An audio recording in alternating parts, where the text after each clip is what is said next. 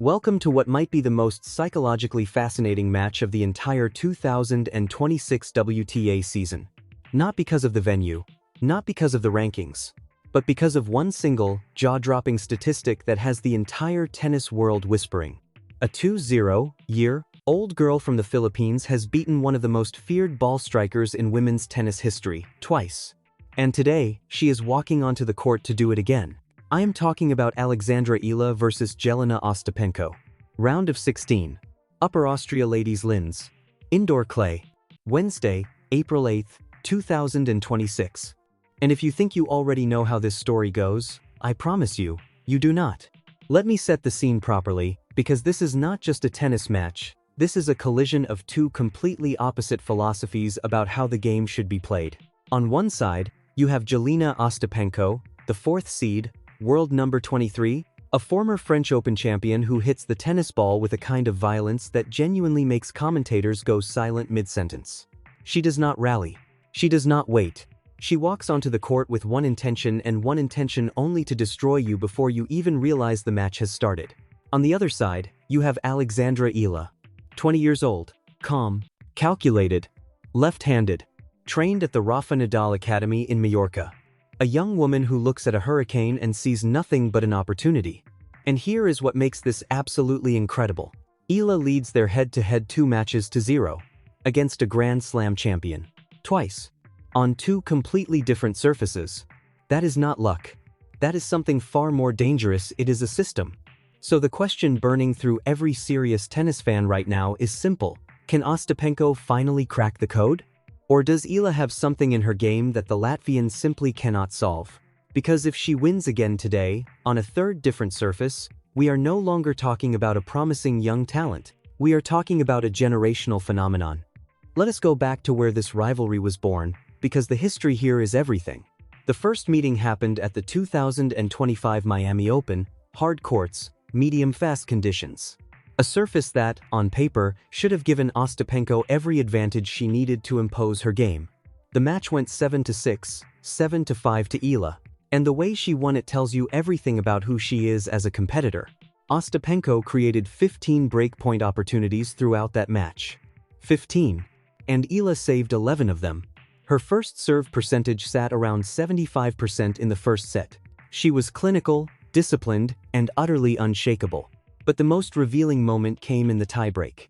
Ostapenko, facing a wall she could not break through, started going for lower and lower percentage shots. The unforced errors came in waves.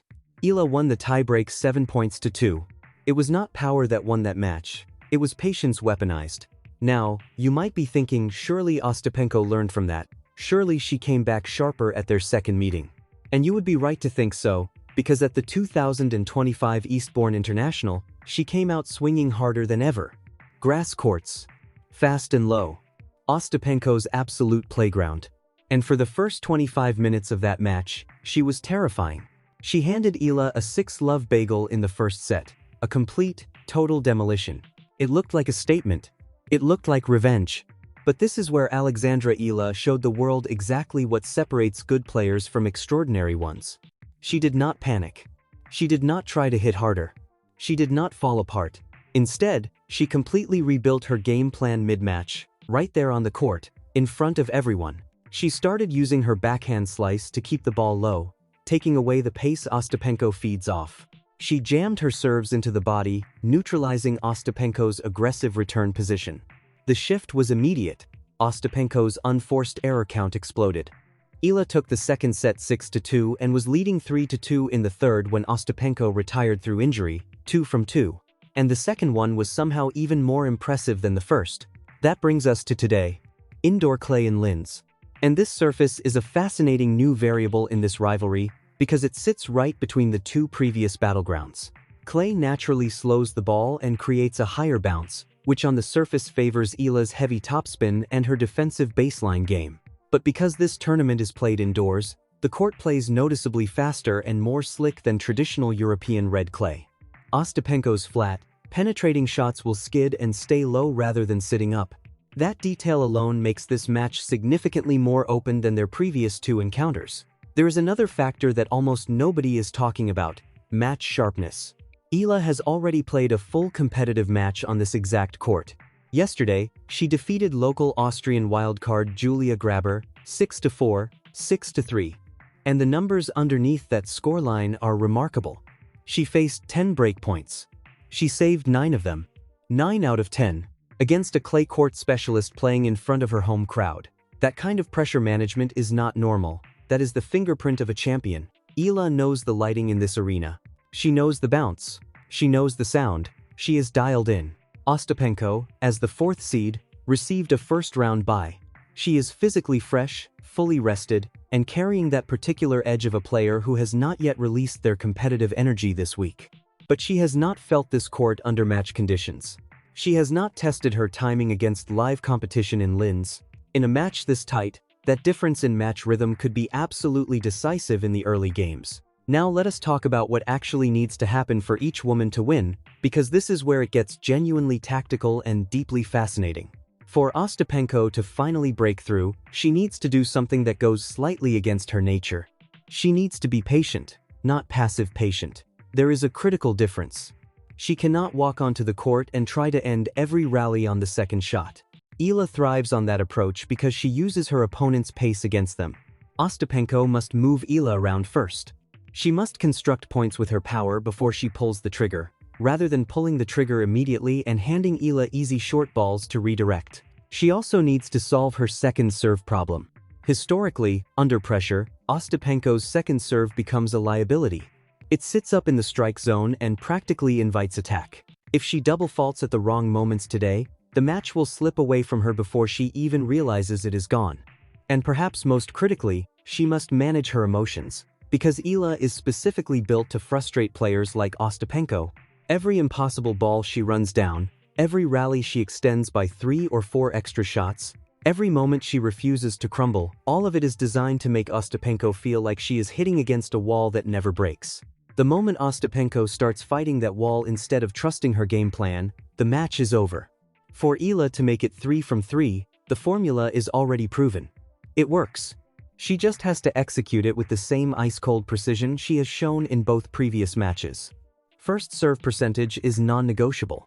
She cannot afford to drop below 60% because Ostapenko in return position is one of the most dangerous weapons in women's tennis today. Eala must use her left-handed slider serve out wide to the backhand on the ad court, dragging Ostapenko off the court and opening up the entire opposite side for her next shot. She must keep her ground strokes deep and heavy, denying Ostapenko the early ball she needs to generate her best power. Any short ball left in the middle of the court will be punished without mercy, and she must trust her defensive system completely. There will be moments in this match where Ostapenko hits 3 or 4 consecutive winners that look completely unstoppable. Eala cannot chase those shots. She cannot try to match power with power. She has to absorb it, reset, and trust that the unforced errors are coming if she just keeps the ball in play long enough. The mental dynamic of this match is perhaps the most compelling element of all. Ostapenko walks onto this court knowing she is 0-2 against a player who, by pure ranking and experience, she should be defeating. That weight is real. She is a fierce competitor, intensely proud, and deeply aware of the narrative that surrounds this rivalry. If Eala gets the first break of serve today, watch Ostapenko's body language closely. That will tell you almost everything you need to know about where the match is heading. And then there is the broader story that transcends the match itself. Alexandra Eala is the first player from the Philippines to compete in the main draw of the Linz Open. Every time she walks onto a WTA court, she carries something that goes beyond personal ambition. She is building something, a path, a proof of concept, that a player from Southeast Asia can not only compete at the highest level of professional tennis but can consistently outthink and outmaneuver established Grand Slam champions. A victory today sends that message louder than anything she has done before. So where does this actually go?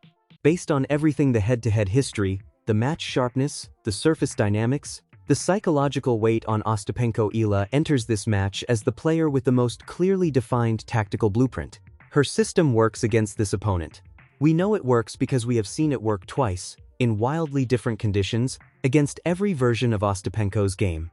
The only genuine question is whether the indoor clay and the slightly faster court speed gives Ostapenko enough of an advantage to overwhelm Eala before the Filipina's system can take hold. If Ostapenko comes out in the first set hitting with the precision she showed at Eastbourne, winning short points and keeping rallies brutally brief. She absolutely has the weapons to win this match. But if Eala survives the early storm, gets into the second set with a lead or even a close score, and starts pushing Ostapenko into long baseline exchanges, history tells us exactly how that story ends. This is the match of the tournament. It is the match of the week on the entire WTA tour. Two women, two completely opposite ideas about how tennis should be played, a history that has produced two of the most dramatic and tactically rich encounters in recent memory, and a surface that sits right in the middle of everything, giving both players a legitimate argument for why today is finally their day. The players are preparing to walk out. The tactical plans are locked in. The psychological warfare starts the moment they cross onto that court. Will Alexandra Eala complete the trilogy and announce herself as one of the most tactically sophisticated players of her generation?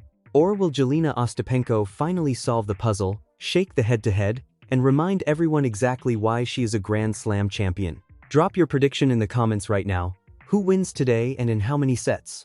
Subscribe if you want the full post-match breakdown the moment this one is done, because however this ends, the analysis is going to be extraordinary. Do not go anywhere.